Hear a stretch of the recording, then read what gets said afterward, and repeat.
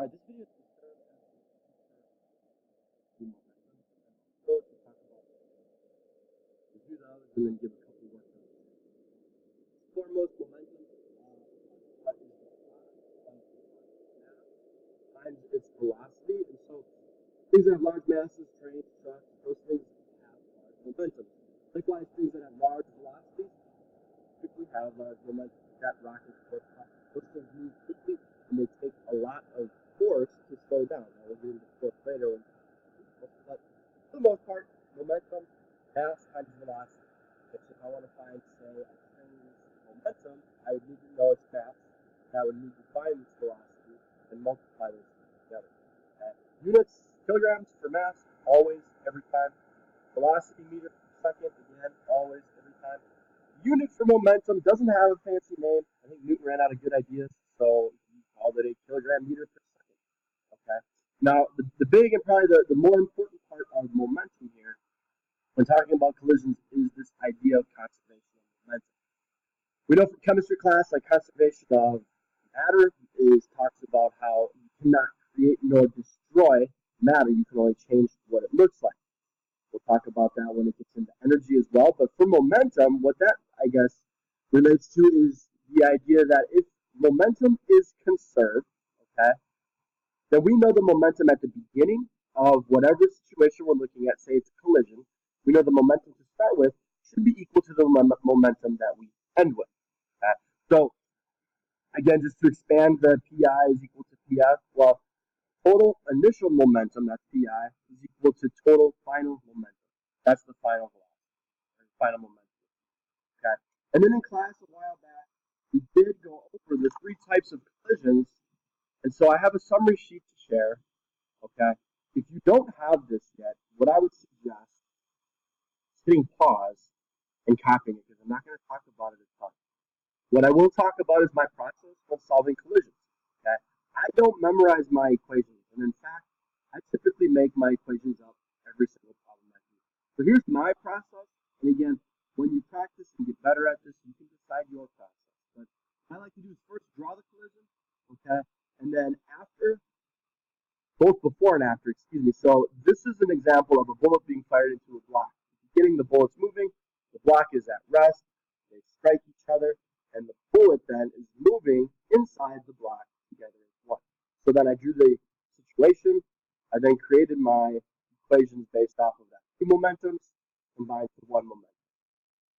Pool balls, that's an elastic collision. Now I remember the difference between inelastic and elastic by this.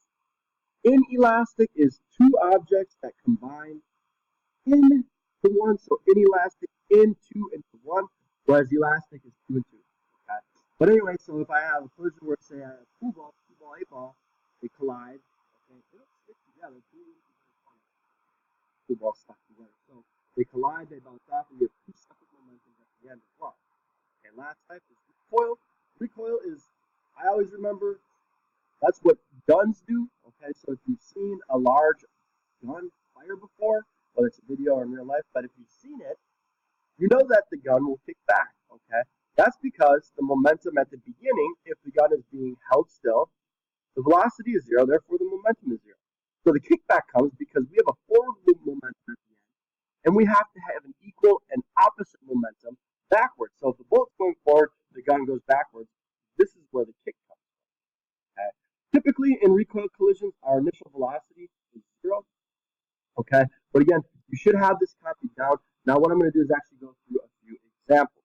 Okay, so the first example that I do want to go over, we have drawn for us already this top idea here. So what's happening is we have two objects, 1 4 kilogram, 1 2 kilogram, 3 kilograms moving leftward, 4 kilograms moving rightward. And so what happens is they collide, and after they're stuck together, moving to the right. Okay. So again, we want to know if the momentum is conserved here. So what I would do, mass 1.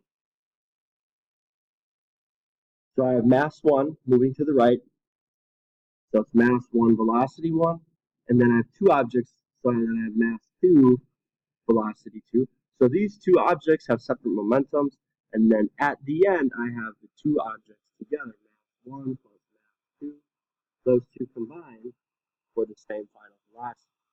So if I want to find out is momentum conserved based on what this picture is showing me, we can do so. Okay, so I know mass 1 is 4 kilograms times the velocity of 15 meters per second, plus mass 2 is 2 kilograms times a velocity of negative 3 meters per second. That's going to be equal to the two masses combined, mass 1, which is 4, plus mass 2, which is 2, times the velocity at the end. And so then after we have that, we'll just find the final velocity at the end. This becomes an algebra problem. So I have 60 plus negative 6 is equal to 6 VF. And so then my 6 VF is going to be equal to, these two combined is 54.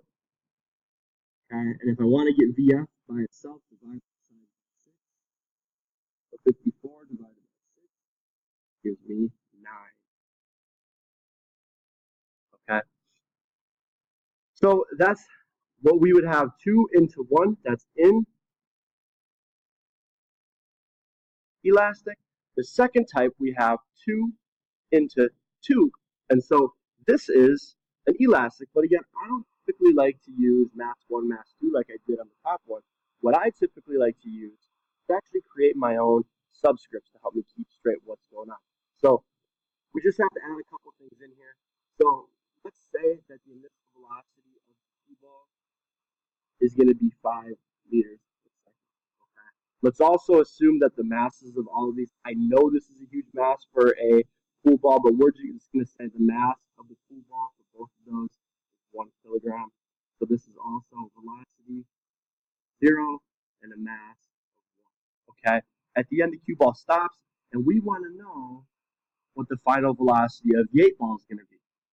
So if I'm going to build my equation, again, I have my before on my left and my after on my right. So before, I have my momentum of the cue ball. So I'm going to call that the mass of the cue times the velocity of the cue at the beginning plus the mass of the 8 times the velocity of the 8 at the beginning. That's going to equal to the mass of the cue times the velocity of the cue at the end plus the mass of the 8 and the velocity of the 8 at the end. Okay? So now all I have to do is substitute my numbers in. So if I have each mass is 1, okay, that would go in for each mass, but I need to also have my velocity for the cue ball at the beginning. Mass is 1, velocity is 5. Plus, my 8 ball mass is 1, velocity is 0. So that becomes 0. That's going to be equal to the momentum at the end. So the mass of the cue ball is 1, and at the point it looks like the cue ball has stopped because it struck the 8 ball, and now the 8 ball is moving. Okay? And then at the end, the mass of the 8 ball is 1, and the velocity of the 8 ball at the end is what we're going to be solving for. Okay? So doing algebra, this is 0, this is 0, 1 times 5 is 5. That's going to equal, yeah. So as it turns out, all of the momentum and all of the velocity the cue ball gets, if it hits and stops, that means the 8 ball will get out. And we can move it at 5 meters per second. Okay? Now the last problem that I want to show you guys is a recoil collision. And so this is a classic example of a recoil collision. At the beginning, we know the cannon and the guy in the cannon are together at rest. Okay? And then at the end, we know there's separate. The man's shot forward, and the cannon is shot and rolls backwards. That's why it's on wheels, because if it were fixed, it would break whatever it was attached to. So when we do these types of problems, again, we have our before and our after our collision. Okay? So before, I have the mass of the cannon and the mass of, we'll call this person, even though I know it's clown. Those two together have an initial velocity. At the end, they're separate, where I have the mass of the cannon moving by itself. We should call it VCF, excuse me, velocity of the cannon at the end, plus the mass of the person times the velocity of the person at the end. Okay. Now I know right away that no matter what happens, this is at rest. My momentum at the beginning is 0. Okay? Which means then these two should cancel, and as you look, this is going to the right, positive. This is going to the left, so they should cancel if momentum is conserved. So we want to know, what is that velocity of the cannon after shot? We have the mass of the cannon, 500 kilograms, we're trying to find the cannon's final velocity plus the mass of the person times the velocity at the end, the person 15. And so then doing math, 0 equals 500 BCF plus, this ends up being 1500. If I want to get this over minus 1500, so I'm left with negative 1500 is equal to 500 BCF. Okay, and again, same way, divide both sides by 500. I want the velocity of the cannon by itself. And the velocity of the cannon at the end is going to be negative 3 meters per second. Okay, so again, that makes sense if you think about it, because negative 3 meters per second, that means my cannon's going to roll back. It's not going to go as fast as the guy because it's so much heavier. Okay, so my answer is reasonable, makes sense, and it also shows that momentum is conserved. So that being said, that's an overview of momentum with some examples of